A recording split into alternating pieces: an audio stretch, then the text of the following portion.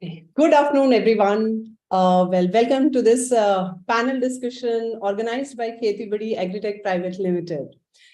People, today we hear a lot of terms like food security, climate change, greenhouse gas emissions, everywhere ringing in our ears. Whether it is our local newspapers or our global leaders, this is the reason why all of them are talking today about sustainable agriculture, carbon footprint, biodiversity, and soil health, and so forth and so on. Well, and rightly so, because our global population, as we know today, is going to reach around 9 billion in 2050. And add to it our land resources, water resources competition that is going on, climate change impact that we are facing. And that is the reason why today we feel that our food security probably is hinging on our ability to increase yield and our food quality using the soil that is already under production.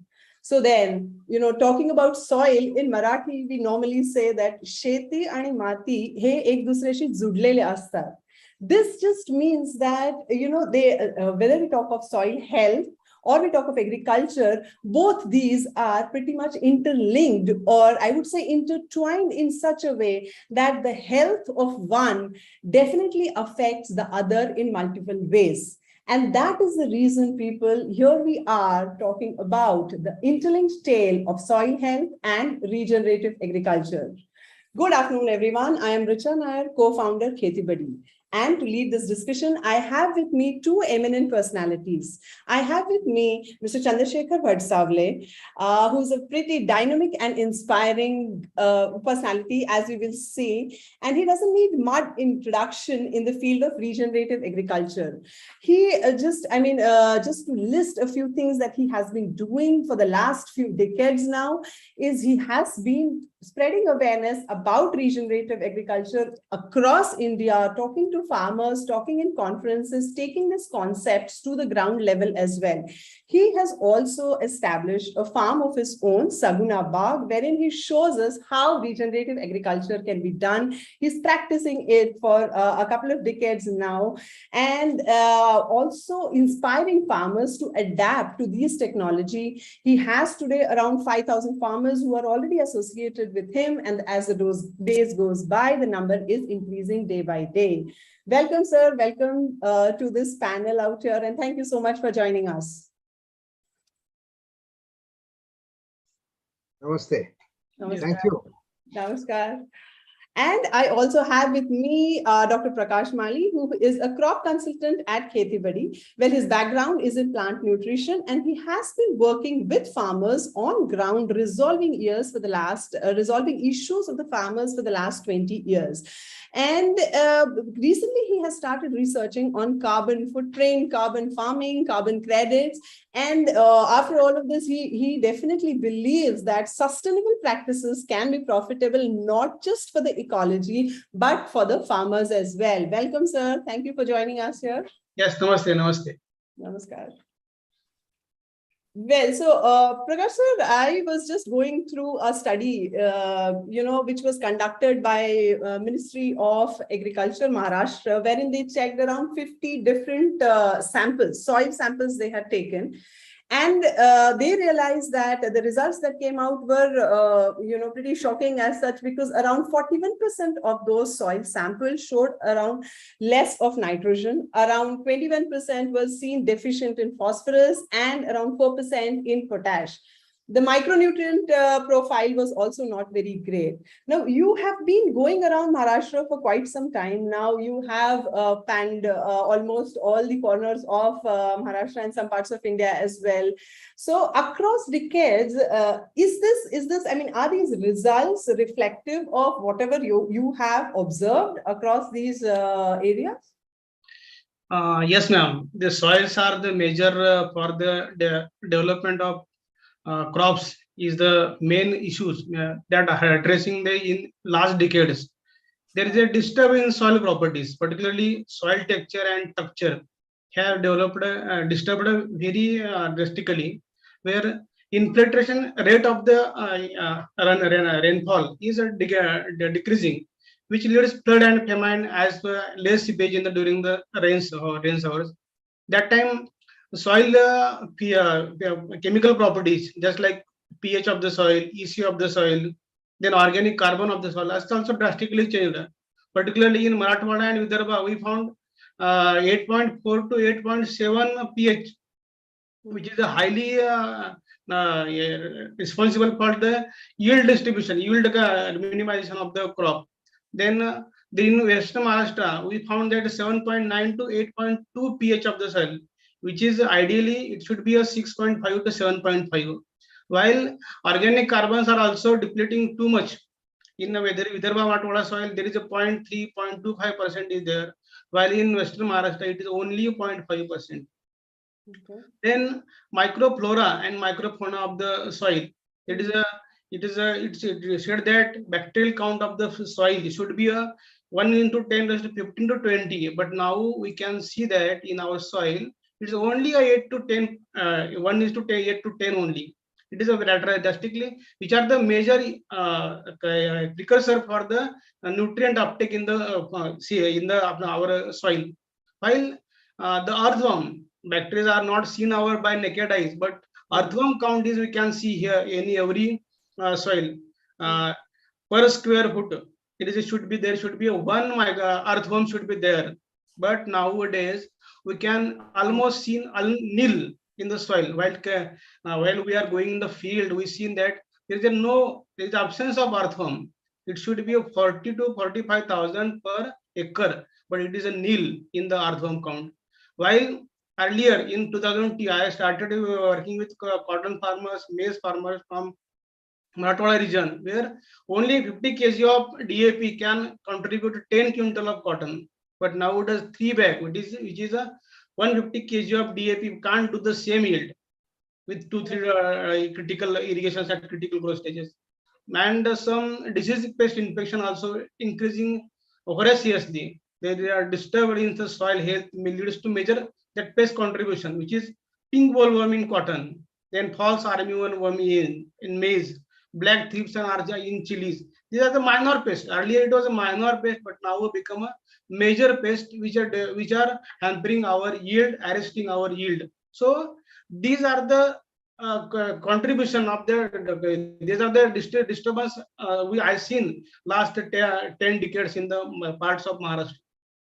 Right, sir. These figures and these facts are, rather in the face actually, because as you said, 1 earthworm per square feet. I doubt if, any of us has walked into the field and seen so many. I mean, leave 44,000 earthworms in 1 acre is like hard to find, I guess.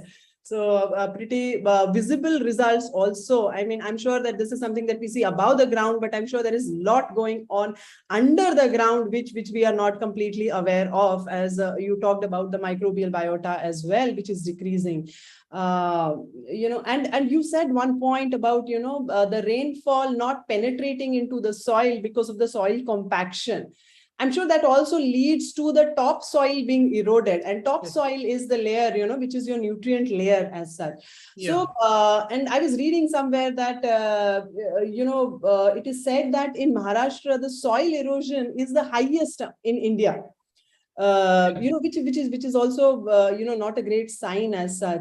Shekhar sir, I think I would like to bring you in here. I think we were discussing a couple of days ago where you mentioned that certain farming practices also lead to soil erosion. So if to our viewers, if you can just explain and elaborate on that one. Yes, but initially I would like to congratulate Khetibuddy for bringing up this beautiful webinar, and I'm really thankful to you for inviting me and my team. I really like Dr. Prakash telling us all these points which you just explained. Water drainage is poor, earthworms are vanished, increasing need of fertilizers so that the farmers can take the crop. At least they can see some crop. If they don't see money, they see productivity, and then increasing pests and diseases. Correct. And all these problems are only because unhealthy soil. Right. And on the day of World Soil Health Day, what better things that we can discuss? This is the right way, right approach, but it's not worth only talking. We need to actually work at it. Yes. We need to actually start the thing. Yes. Talking has been for a long time, and we have done enough of talking. Right. So our team has come up with a technique that is Saguna regenerative technique. Right. And Saguna regenerative technique is such a technique that it's very easy for farmers to adopt. And because the farmers have adopting it, they are getting all these positive results which Dr. Prakash just mentioned, negative aspects. All our SRT farmers in 26 districts of Maharashtra for 25 different types of crops in all 8 agroclimatic zones, they are all become happy and they're getting good results. Now, this is one of the first slide which you just asked. And soil erosion, yes, very, very important concern.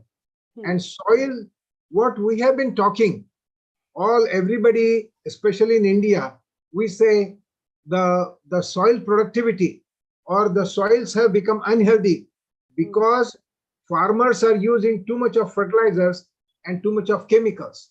But that is wrong. Soils are destroyed, the erosion is enhanced, the compaction has increased, water infiltration has reduced, productivity has gone down. Only and only because of tillage operations. And if we can stop tillage, this is what can happen. I'm showing you this particular collage here. The top left picture. We took water samples from soil tillage operations in high rainfall Konkan zone, where paddy has been cultivated, and at the time of puddling. So this top left picture shows the soil sample was collected from the field where power tiller, the 2-wheel handheld power tiller machine was getting operated. And all these samples, there were 100 samples collected. We analyzed those samples in laboratory and at home by a settling test. So there were 2 turbidity and settling tests were done. And this is what we found out. Power tiller erosion was 14%. The 4-wheel tractor erosion was 15%. The wooden plow soil erosion was only 3%. But no till SRT, no soil erosion. Absolutely clean, clear water was going out of field. So this is what is possible, and we should go for no-till regenerative method of farming. Great. So these figures are pretty alarming here, which we see. I mean, you wooden plow, we don't much use, and 14 and 15% with power tiller and tractor are too high a percentage for us to take notice. I mean, it's really time we do something about it for sure. And as you said, enough of talk. Let's back it up with some action as such. I completely agree with that. Actually, there was one study which was done in 2018 also, which actually endorses what you just said.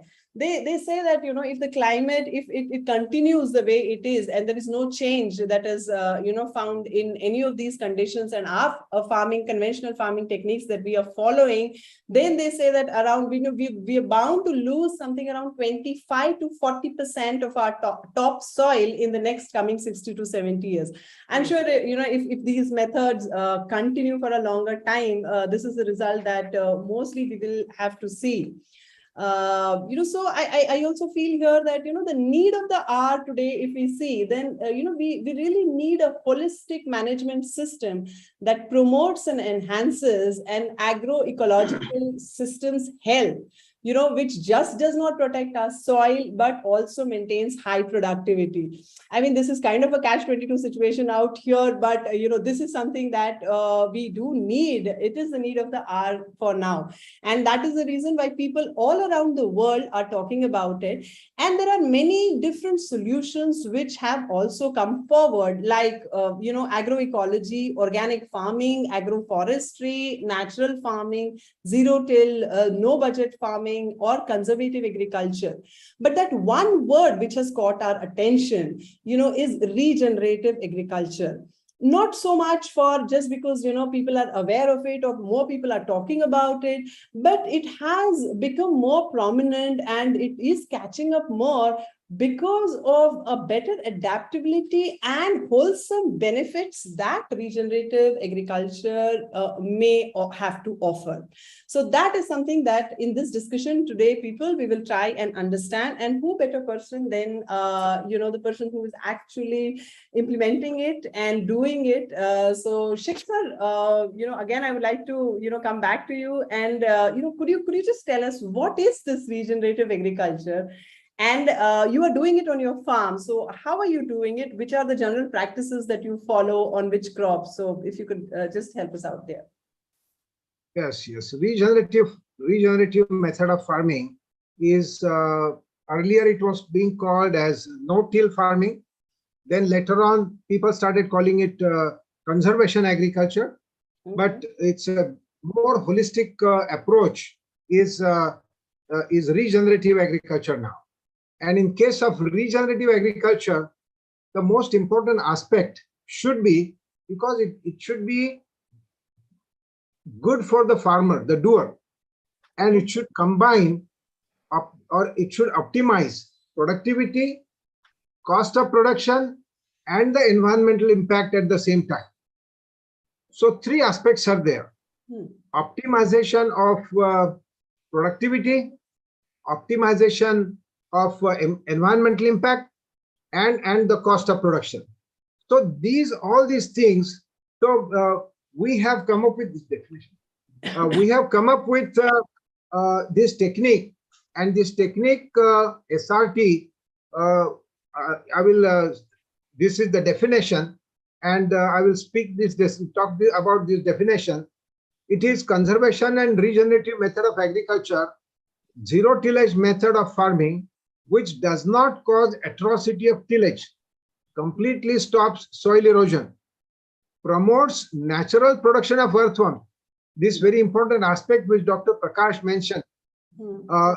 Promotes natural production of earthworms, increases organic carbon of the soil, considerably increases productivity of the land, and added effect of amazing happiness and confidence to the farmer. So these are the things which are very important. These aspects are very important. And as you can see from this particular slide, that here is a farmer from Aurangabad who practiced this regenerative SRT method since 2019. And this bajra crop, this pearl millet crop, is his sixth crop in the third year no-till method of farming. First year he took cotton. He left. So in this method of regenerative method of farming, what we do, there are 2-3 things. One, we do not plow the land. Okay. Second, we leave the roots of the previous crop and the weeds in situ to die and decay in the soil. The third thing is when we don't plow the land, so the weed management is with the help of weedicides. So optimum use of weedicides, the chemicals. So if this is practiced, then we can turn off our tillage operations. And if we can turn off our tillage operations, this is what happens, that the soil health improves and the soil becomes soft, the water drainage capacity improves, the earthworms arrive there, not just one earthworm per square feet, but a dozen of earthworms per square feet, lots of them. So this is what happens, and these are the aspects of no-till regenerative method of farming. So in this picture, what I'm able to show you is this first crop of the farmer. This was the cotton crop in 2019 Kharif. He left the root of this crop in the soil. Afterwards, he took the maize, the corn. He left maize was in Rabi. Then third was again the Kharif of 2020. After which he took the marigold. As you can see, this marigold crop was standing in the plot. So after sixth crop, the soil quality was like this. So this is the kind of soil quality that you get. Otherwise, the soil becomes very hard, the soil cracks, absolutely no presence of earthworms, and the farmer has to do give a lot of fertilizers and lot of irrigation, and at the end the crop productivity is very poor. So these are some of the aspects of no-till regenerative agriculture, and I will wait for your next question. Thank you. Yes, Thank you so much. Thank you. So people, it is just not all talk. As you can see here, the results are pretty evident as to regenerative agriculture is working. And it is working well. Amazing results there, sir, I think. Sir, one more thing that I would like our viewers to know actually is to what is the change, since now that you have done it for, of course, when you are talking, we can feel the confidence that is there in your voice, when you are, just because you have seen the effects that regenerative agriculture has brought about. So, personally for you, I mean, which are the results that you saw on farm and among farmers? Of course, I have visited your farm and I've seen the results that are like, pretty much amazing. For anyone out there who would like to visit his farm, there are earthworms for in any chunk of the soil, on his farm. When you pick it up, you see them. So similarly, sir, what are the other results that you saw them and you felt that okay, fine, this is apart from the yield, of course, this is something that the regenerative agriculture is doing to the soil health as well, and the effect that had on your farmers as well. Yes, one of the most important effect that we see is increased organic carbon in the soil. Okay. Increased organic carbon of the soil can be checked by laboratory analysis. The soil you can test before this regenerative method is started and after the crop is harvested. That can tell. We have seen it in past 10 years that each year the increase in organic carbon after it is used, whatever is required for crop growth. But what we see is increased organic carbon is from 0.3 to 0.5% per year in the soil. Correct. And if it is 0.5% increase in the soil of organic carbon, it is equivalent to fixing 9 tons of carbon dioxide per year per acre. Oh, okay. If such a high increase in organic carbon is observed, the things that we see, that the soil becomes soft and moist. Right. The soil becomes fragrant. The soil is more productive. It demands lot less water and lot less fertilizer. So these are some of the things which farmers can note immediately. One of the very important and most popular concept in the book, which is been talked about throughout the world today, is Dirt to Soil, a book called Dirt to Soil. Gabe Brown. By Mr. Gabe Brown. Yes, that's correct. And that book, we have been seeing it in our own land. These are the pictures, what we can see, what we can show you here, that this, the traditional picture, the traditional soil, which has been cultivated with traditional method where plowing, puddling and transplanting is performed, where actually farmer is spending much more. His drudgery is increased, his productivity is reduced, and so on. But still they are practicing, and this traditional, you can see the soil, the color and the texture. But you can see another picture with 3-year no-till SRT method, 6-year no-till SRT method, 8-year and 10-year SRT method. Just by looking at it, you can tell the difference in the enhancement of the quality of soil. So this is what Mr. Gabe Brown wants to say, that dirt to soil. Your dirt can become into a beautiful soil. And if this is possible on our farm, we are actually celebrating the real International Soil Health Day, because our soil has become healthy. yes. Right. So these things are pretty amazing, and pretty, visually very clear. If you see those soils, it's not rocket science to know that, the difference that regenerative agriculture has actually brought about on the effect that it has on our soil health as well. That is great, sir. Here, I would also like, Prakash sir to come in here. Prakash sir, I think you have also been visiting people, visiting the farms, the different fields where you visited, like, so I think you visited sugarcane as well and cotton as well. So, any differences in region agriculture that you found in regeneratively done fields and the normal fields? I mean, any differences that you found out here? Yes, I found very the difference in all farms. Okay. There are, I would like to say that some organization, there are some spiritual organization, there are some NGOs, there are some just like Saguna Bagh Farm. These people are doing a very hard work, hard effort to regenerate the soil, regenerate the fields. Last 20 years, I am working with different organization for where I was to guide the farmer with chemicals. Right. But last 2 years, when I joined the Khetibuddy, I started work on regenerative farming. I seen the very very good picture in the farmers by visiting these people, these regenerative farmers. I would like to say them that they are regenerative farmers. That farmers are very young and energetic. Majority of farmers are very young. They are around 20, 25 years, but enthusiasm, their passion for the soil, passion for the yield, very impressive.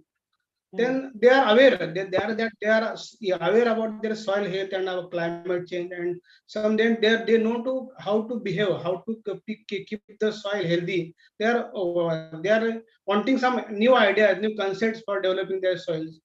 And I would like to say that these are the big farmers. Yes, these are the big farmers. And also I visited some 0.5 acre farmers, which may be a very small farmer. 0.5 acre to 50 acre, I have visited fields of the farmers. Then in the very from Aurangabad, from Sangli, from the Nashik area, some Raigad district, they all over where are the farmers who are doing regenerative farming. I visited the fields. I say that I have visited a sugarcane plot. I have visited soybean, cotton, rice, grape, then maize. I have visited such crops which are annual crop as well as they are monthly, 3 month, 4 month seasonal crops. So I seen that the crops are heavy, very healthy crops. They are very healthy crops, and all these farmers following good agriculture practices only. They are keeping the pheromone trap. They are keeping the light traps. They are keeping the proper distance, road to road distance, plant to plant geometry. They just like they are doing as agriculture as a passion with some art. That is in my college there is a sentence that agriculture is an art, science, and technology. But sometime we are going only agriculture as a science and technology, but it is an art for economical growth. So such type of understanding our farmers are developing. That I have seen that some they are keeping the root biomass in the soil, which are decaying for the developing the soil, developing the microbes in the soil. They are while decaying, that soils are developing. As earlier said that earthworm count, I seen every chunk there is a earthworm. When we pick up the any chunk of the soil, there is a earthworm. I would like to say in every field, soybean, cotton, sugarcane, whatever the where I have visited, every chunk there is a earthworm. As I earlier said that it should be a one earthworm per square feet. I seen that in every field of that. Then some insect pest attack compared to for regenerative farming, farmers are saying that my cost should be come, should be कम होना चाहिए. तो farmer को मुझे बोलना पड़ता है कि कम cost कब हो जाएगी जब आपके सारे एक्टिविटीज, सारी farming activities soil health. So I would like to say that there is a less pest infection. and crops are as per growth indicator. In our application, we said that crops should be an as per growth indicator. There's number of branches, number of tillers, number of leaves, number of the internode distance, internodes. So this type of the soil yield contributing factors, that yield measuring factor should be aligned with our growth indicator. Then I would like to say that when I was traveling in the field, then I just pick up the leaves from the regenerative farming, cotton leaves, where cotton leaves I kept in my bag, kept in my car. During that travel, it was two types of leaves I have picked up from regenerative farming and a side farmer. That leaf lamina what was kept in the soil during that travel time. That degen, I would say that it's a degen farm, where degen farm was drying in within 1 to 2 hours, but leaf lamina till reach Pune, it is a moisture with moisture and healthy leaves. This is the main. I would like to say that it is a clear-cut sign that carbon synthesis was more. Carbon that is a chlorophylls are more filled in the regenerative field. Such leaves says that our soils are healthy, and such leaves says that our crop will be the outstanding. Yes, ma'am. Right. That is very impressive. A lot of visual positives out here coming in from regenerative agriculture as such. And people, I would like to point out here that though what what Prakash sir has just pointed out, like the leaf lamina, or probably the moisture content in the leaf lamina or the size of the leaf lamina, they may not seem to be as significant at this point of time. But these are the small things, these are the small signs and signals which lead to a better yield, a better produce. So these are also to be taken into consideration when we are considering crop health. So definitely regen agriculture, which is affecting your soil health, is definitely affecting your crop health as well. And here, I would also like to point out to all the viewers out there, if you have any questions, please put it down in the chat boxes in whichever platform that you have joined us on. And we will try and see if we can take a few questions, that is, if time permits, of course. So we have a 1-hour webinar going on out here.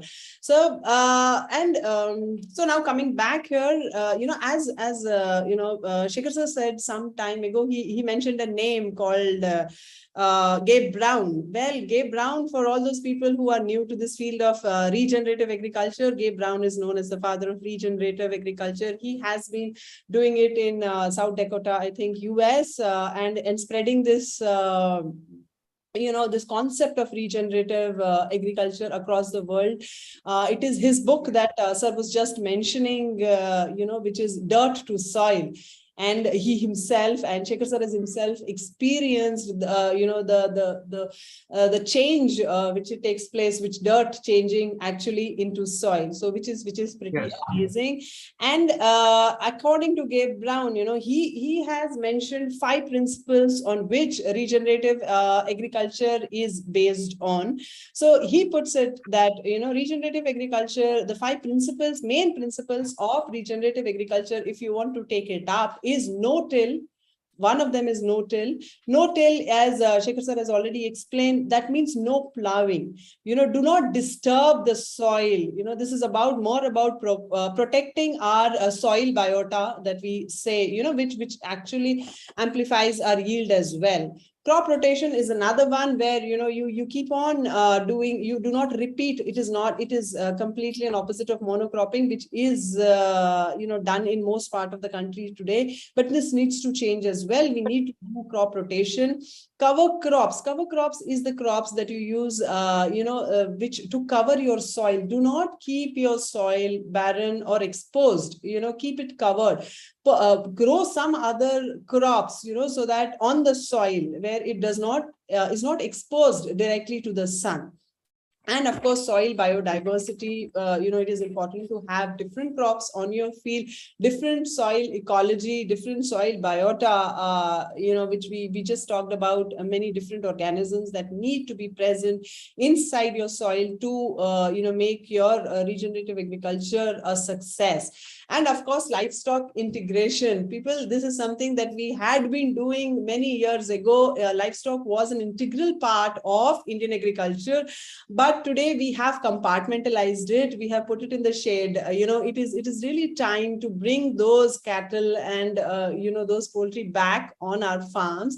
This is also an important aspect which supports regenerative agriculture.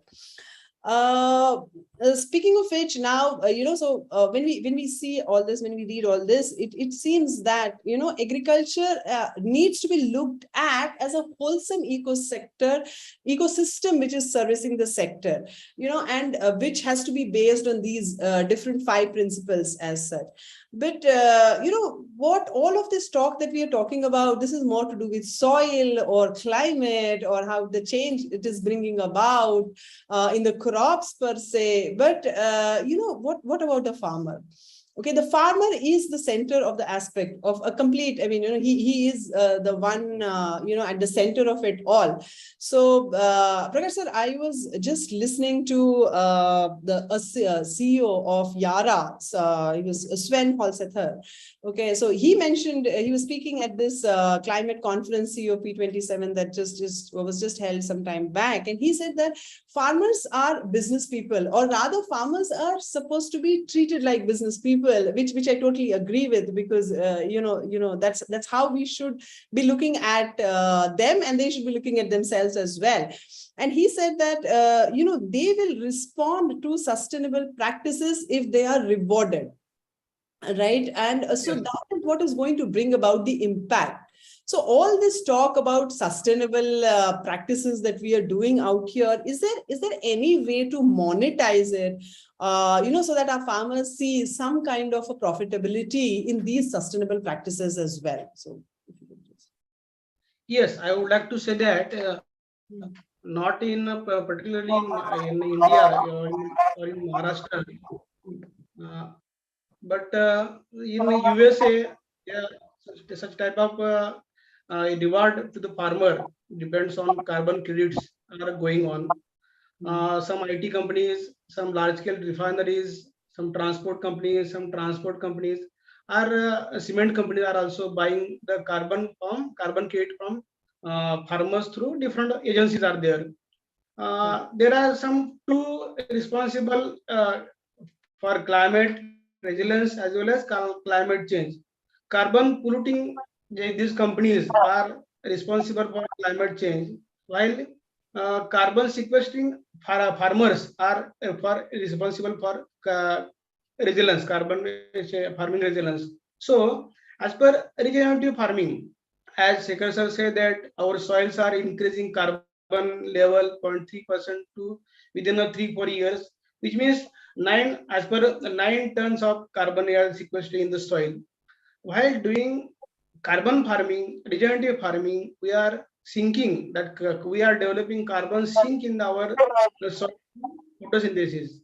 In our, as per my understanding, as per my field visit, I would like to say that crops are very healthy.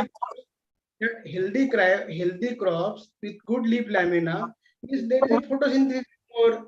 As photosynthesis more, carbon that carbohydrate synthesis also more, and as carbon carbohydrate synthesis are more, there is a proper process of the carbon sequestration doing on the in the crop level. So as per regenerative process, that is the photosynthesis, resynthesis, exudation, and humidification. Some after resynthesis, there are after carbohydrates are created in the leaf lamina. They are distributed in different types of the amino acids and so on, and are sequestered through roots in the soil. And after in the soil, that was humidification was done with the different organisms in the soil. So such types of process was done in the soil through our regenerative farming. As our farmers are stored in the grains in their storage house. That the same way they are storing carbon in the soil. And for such companies, for such big people, big organization, big polluting entities are sourcing some solutions for their carbon credit. So we can sell our carbon credits through different organization. It is possible. It is possible through a it is possible in the same way. It is possible to reward the farmer in the same way through our regenerative farming. It is possible. It's possible, and we can do it. Yes. Okay, so this seems to be like a very lucrative option for the farmers. So where people, what Prakash sir was right now telling us is like we can buy so companies or government or different entities can buy carbon credits from farmers.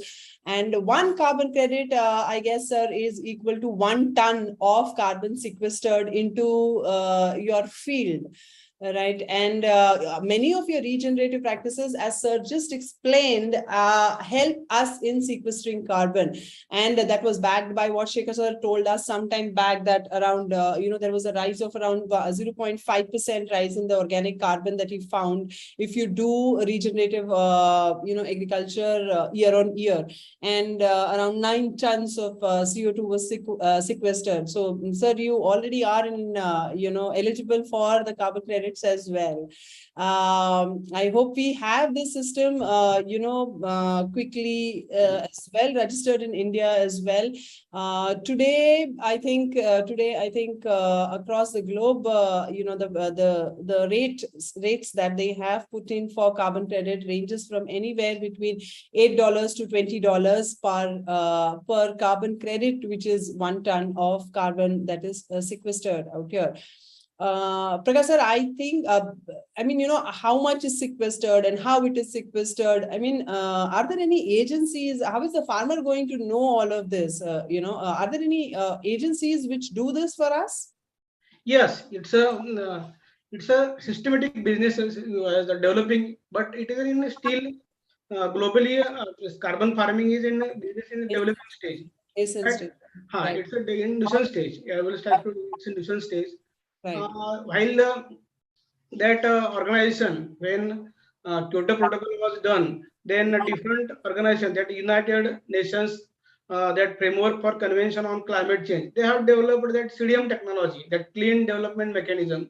Through clean development mechanism, there are some organizations that in Europe it is a Vera and Gold Standard. In USA that is a Climate Action Reserve. While in our India, the universal carbon registry is working on this type of carbon footprint.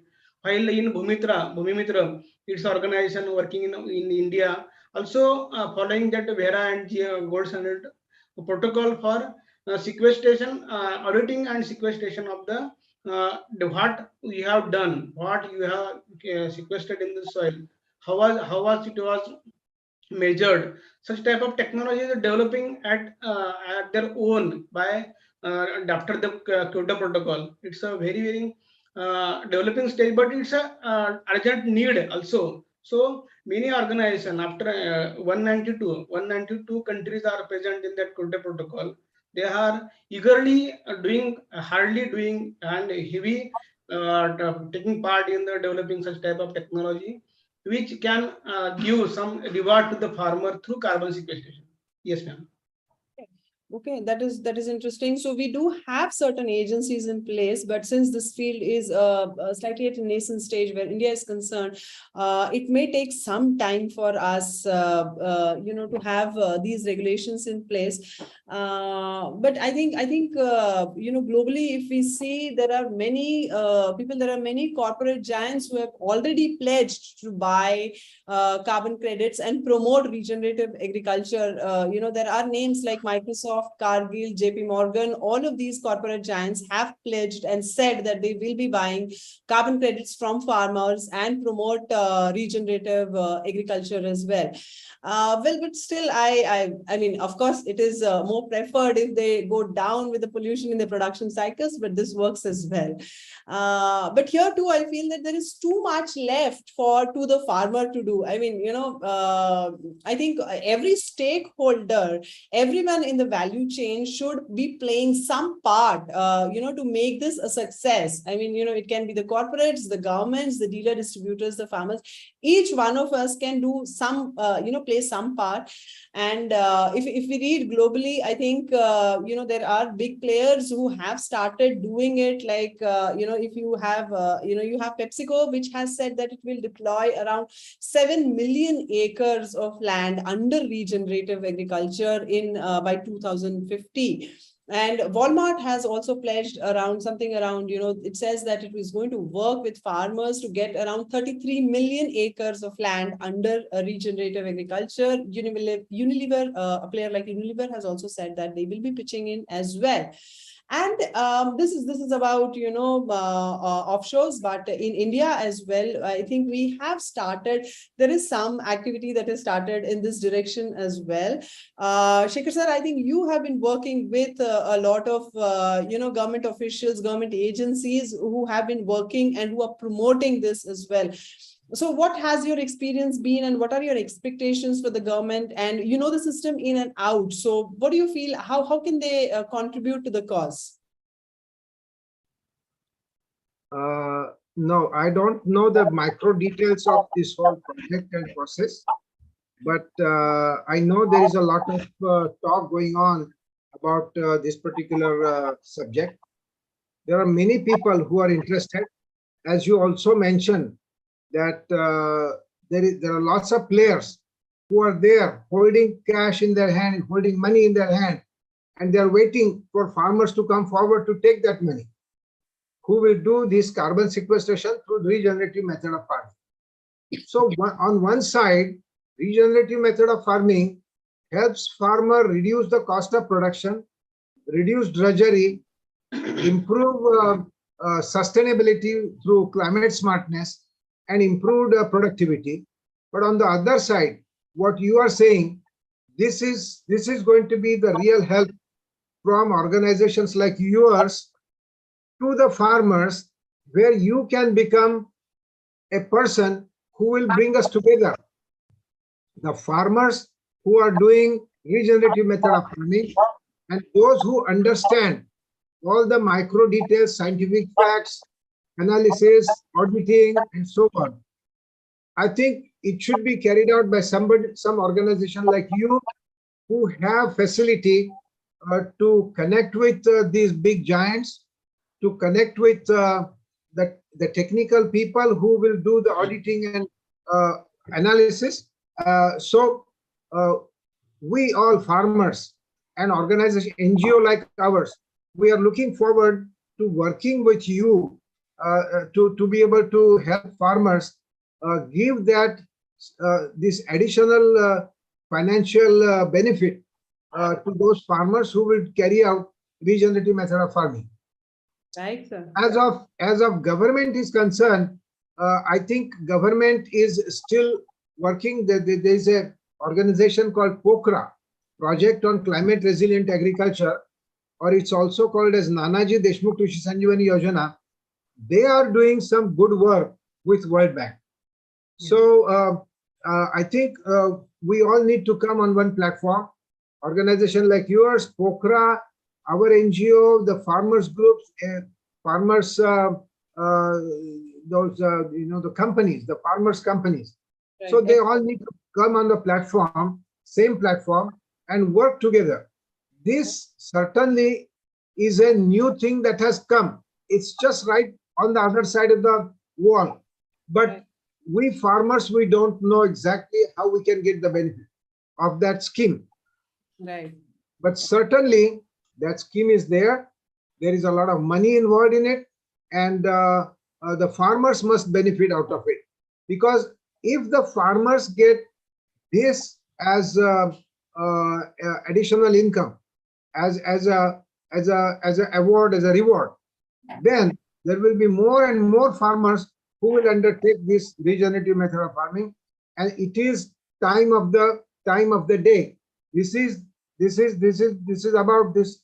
We have reached a very critical time where all farmers must undertake no-till regenerative method of farming, because it is the need of the hour.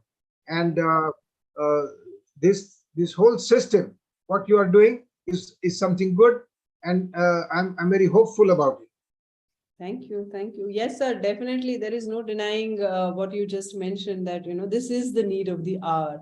And definitely, as as one of the representatives of Khetibuddy, we will definitely be pitching in. I'll just brief you as to, I would also love to brief you as to what we have been doing on this in just a short time. Before that, I will just, I just had one question to Prakash sir as well, because we just got one view on what the government can pitch in, and, what probably we can do. Here we also have Prakash sir, who has been dealing with agri corporates a lot as well. So how do you think, sir, that would pan out? I mean, how can they pitch in? If you can just briefly tell us on that one as well. Yes, sure. These are big corporates, governments, and all NGOs. As Shekhar sir say, we are get clubbed to develop the technology for the farmer. After 1993, just like Gabe Brown says that it's a well-known US based, that is started concept of regenerative, father of regenerative. They have developed technology, and nowadays many farmers are doing on their own. Many global organizations, they are doing on their own capacity. Some farmers are adapting, farmers are some denying. Farmers to mass, to go with mass. Some agriculture corporates, good big NGOs, good NGOs, do hard work, do efforts with the systematic approach to handle that auditing of the our schedule, our farmers activity. Mainly, farmers activity can be divided in three parts. One is carbon neutral, one is a carbon emitting, and one is carbon sequestering. So these activities are majorly followed by the farmer in our day-to-day, from just like a sowing to till harvesting. All activities are categorized in three parameters. One is carbon sequestration, one is carbon emitting, and one is carbon neutral. So these activities should be quantified. And after quantifying, we can say that it is a 9 ton, it's a 8 ton, it's a 4 ton, whatever. Just like you, after sequestration carbon values should be go in a logical way with our algorithms, with different types of algorithms we are developing. So these models of management practices help in the farmers quantifying their efforts. So spread masses awareness good should be a larger scale. Adaptability should be in a mass scale. So such companies, such corporates, such NGOs, such government organizations should be well aware about the sequestration platform. That this platform will help him to get quantifiable results with different algorithms as per our research. Right. Yes. Right. So rightly said, sir, mass awareness and mass adaptability is the key, to make this a success as such. And we at Khetibuddy, sir, have also started working on it, and we have, we are trying to do our bit. And as sir said, we have developed a platform, of which I will just give you a sneak peek, which can be used by corporates. As sir was saying that, it is very important to do this accounting of carbon, preparing a carbon ledger, wherein, which activity is actually helping you sequester, which is emitting carbon, so that, what is the final result of it. And monitoring the different activities of the farmer, advising him. So these are certain things that we have tried to bring on a single platform. And this is our bit towards contributing to this mission. I would request Rishikesh from Khetibuddy to step in for a couple of minutes for the briefing, as to what we are doing, towards the cause. Thank you, ma'am. Good evening, everyone. So I'll just share my screen. I think it's visible now. Right. So what Khetibuddy is doing right now is, any organization which is looking at primarily digitizing all the farming activities as well as helping the farmers improve the soil health with regenerative practices need sort of a central system that can help connect them with the farmers, right? So when this central system is put in place, what they can do is digitize the farmers weather, soil, and GIS based data, right? Once they do that, basically they will capture all the geolocation related information that is critical to recommend the right practices. Once they have captured these data points basis their pin code, what we can do is basically you can just go to the farmer can go to the particular crop. You can see, what sort of soil health data has been updated from the system if the soil testing is done, right? And they can also check how the geotag farmed is looking like, and they can monitor the crop for themselves as well, right? Now, once we got all the data points that we need to publish a particular specific crop schedule that would be used by individual farmers, what you can do is, the algorithm automatically analyzes and understands what sort of crop schedule is to be given. So if you go to crop schedule, in the mobile application, you will see all the different activities segregated by the date on which they are to be done. You can put in photos, videos, and the text part which is there. Once you mark it as complete, you can also update the cost and click a photo or update that information as well. So this particular data points, when they're coming back to the central system, you get some actionable insights that you can use to further recommend the right activities, right? So now you have the data points related to their farm, data points related to their activities, the soil health, the GIS system that is providing the crop health analysis. All of these data points can be used to actually analyze and provide an advice. So if you click on advice button, you can publish a particular, in any language, you can publish the advisories and click on just simply push to mobile notification. What will happen is, all the farmers under your network will directly get this communication in terms of which practices are to be done in addition to the ones that have been already assigned to them, right? And that will provide with them with some information on a reactive basis. But what about something that can be learned on their own? So in order to have a self-help book, we have a knowledge bank where you update crop-wise, you update all the static schedules of the pest and disease management in different photos in different languages and so on. Right. So if you go to any particular folder and you create subfolders within it, you can actually update the information like, the photo of the particular pest, what it looks like, how to identify it, what are the remedial measures that you can take. So if the farmer has already identified the pest, all he needs is what are the remedial measures for it, right? Similarly, if he has faced any issue on the farm where he needs some assistance proactively from our end, what we can do is like he can basically raise a ticket through the crop advisory module, which is there, and he can click a photo through the application and submit it. That will be further analyzed through our system automatically, and it can be it can identify which particular pest or disease it is, and then it will recommend the right set of practices. This particular data set comes back in the backend and then can be analyzed and sliced and diced in any way we want. So if you want to track the organic carbon increase over a period of time in a particular region for a particular group of farmers, that's something we can do. And also the biological adaptation that keeps happening in the particular clusters that you're managing. What is the residual level or what is the soil moisture over a period of time? All of these data points that are capturing that represents the soil health in terms of its fertility and other parameters that would help the crop growth and to help the particular farmers farm management can be analyzed here. So let's say now for illustration's sake, I've taken Maharashtra's map, but globally, if anywhere these particular modules or this particular farmer networks were to be managed, the number one thing is, let's say in some farmers of Nashik, where the farmers are requiring support in terms of different crops related to plantations, so that kind of support can be provided in their local language and for those crops. Similarly, in Ratnagiri, where support is required more in terms of self-help book through the knowledge bank, or in other areas where the help is required in terms of more proactive crop advisory, or in some other places where the analysis and capturing of data points in terms of soil health and farmer profiling is required.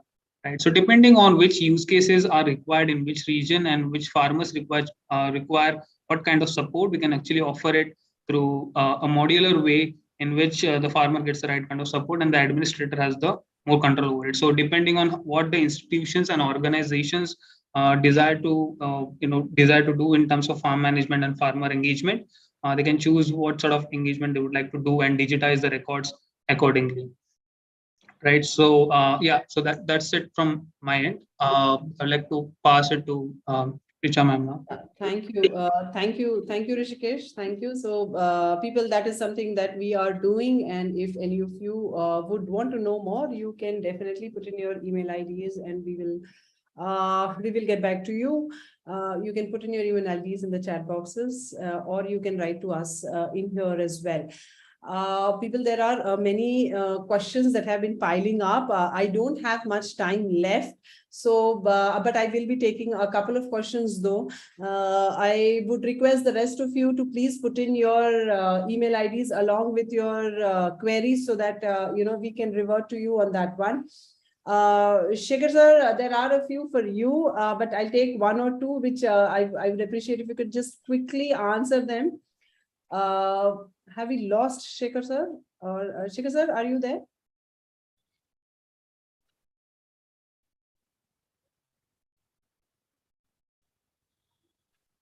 I think it's dropped off. I think there might be some connectivity issue. Okay, so I think we have lost Shekhar sir. This is a general IT.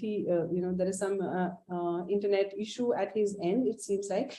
So there are a few questions here that I will take on VD side. There are a few questions where they are asking if VD side is allowed. VD side is being used, people, for regenerative agriculture. The common VD sites that we use have been applied for regenerative agriculture.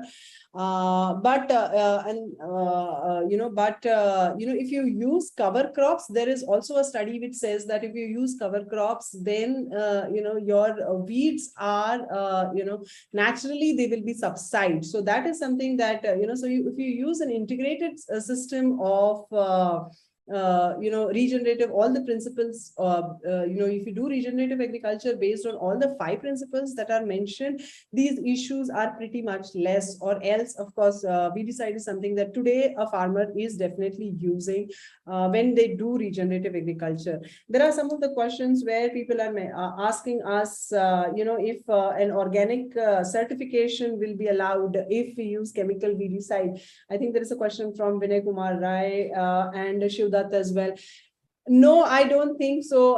If you use chemical weedicide, organic certification can be an issue. But let me assure you, there are certain organic weedicides also that are available in the market. And I'm sure with this glyphosate ban coming in, there will be many more which will be out in no time as well. So, that is something that you can go in for, when you want, if you want to really go in for, organic certification as well.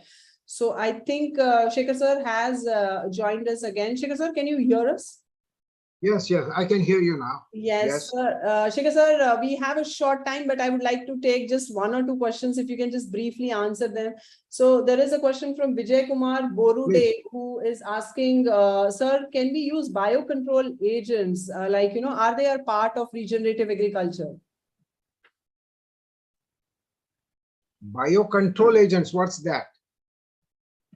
Okay, biocontrol agents are, different organisms which we normally use, which will suppress our pests. So is there any like guidelines in regenerative where, if they are not impacting your environment in any negative way, is there any reason why we should not be using it?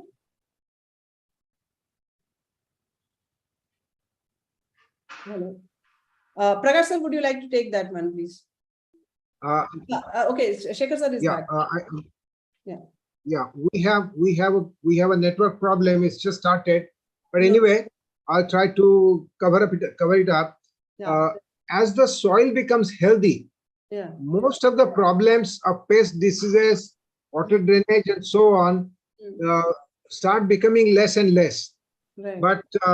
But of course, initially, for first few years, farmers can take help of biocontrol measures such as maybe biological fertilizers, what they call jivanu khate, or maybe biological pesticides, Right.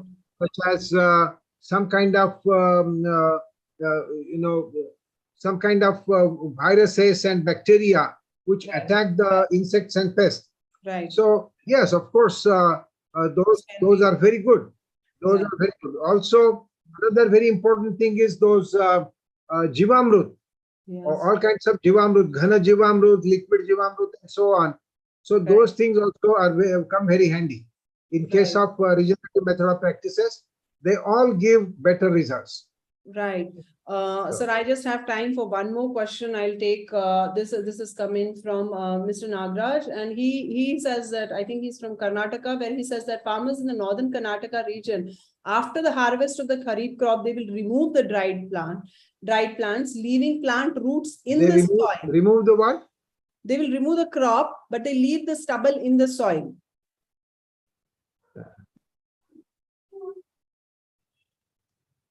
Shekhar sir, are you there? Prakash sir, would you like to take this? I mean, after the harvest, they will remove the dried crop and they will put the stubble there. I think Shekhar sir is back. And leaving the land exposed to sunlight. So can you hear us? Shekhar sir, can you hear us? Maybe Prakash sir will take it if Shekhar sir is not available. So what is the alternative practice they can follow rather than leaving the soil exposed to the sun? Yeah, I did not get the question. If you can say that question again. Yeah. I mean, what they do in Karnataka in some region, which Mr. Nagraj has mentioned, is that they leave the stubble, they cut the crop, they leave the stubble in the soil, and they leave the soil exposed to the sun. So, is there anything that they can do during that time, before they take the next crop? What would you suggest? Okay, you cannot take just one small piece of regenerative agriculture and adopt it in the field. Yes. You have to follow a complete protocol. That's one. Second, it's easy. It's easy to follow complete protocol and follow complete methodology, and that gives better results.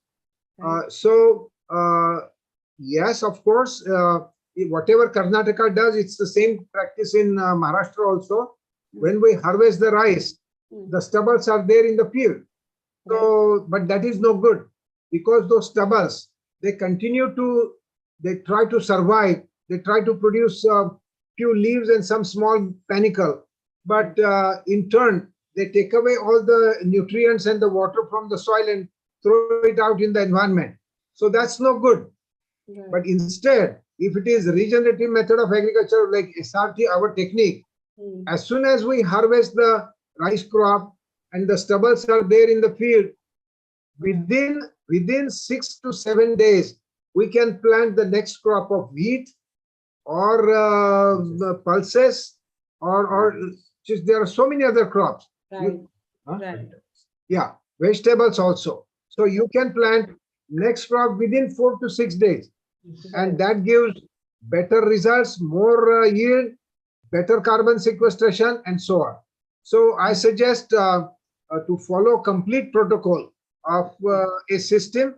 SRT is one of the system which can help, and it's already been practiced now in northern Karnataka. Right. So people, I hope you've got your answers right out there. I'm sorry, we don't have much time to take the rest of the questions, but please put in your questions in the chat boxes along with your email. We would definitely get back to you with the answers on that one as well. So here, I mean, as we come to the end of it, we surely believe now, and I hope, all of y'all, the seed of regenerative agriculture has been sown, as we know that regenerative agriculture has a huge potential of impacting the carbon sinks, the water recharging mechanisms, the greenhouse emissions, along with taking care of our food security. And lastly, people, just not the farmer, as a commoner also, we can be a contributor. We can do things like maybe talking more on soil health, home composting, growing some of our own food in our own capacity, of course, and being a regenerative consumer, consuming the food that has been grown by regenerative agriculture, and of course, knowing our farmer a little better. So on that note, people, I would like to end this webinar, which was brought to you by Khetibuddy Agritech Private Limited. And thank you, panelists. Thank you, Bhadsavle sir and your team as well. Thank you, Prakash sir, for joining us. And I hope we come back stronger and with more steps forward in regenerative agriculture. Thank you, everyone. Thank you, all the viewers out there. We will definitely meet again. And I'll take leave out here. This is Richa Nair signing off. Thank you. Yes, thank you. Thank you.